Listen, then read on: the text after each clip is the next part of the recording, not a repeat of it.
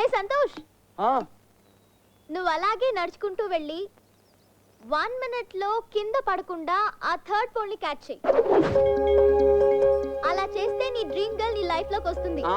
నీ love success అవుతుంది. వెళ్ళరా ఓ వెళ్ళి టచ్ చేయనే ఉన్నాను. You can do it. పట్టుకోరా.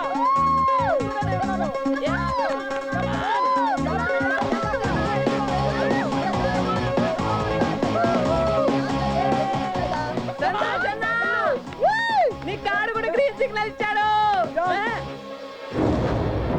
సిగ్నల్ ఇచ్చిన వాడి కాదురా, ట్రైన్కి రా.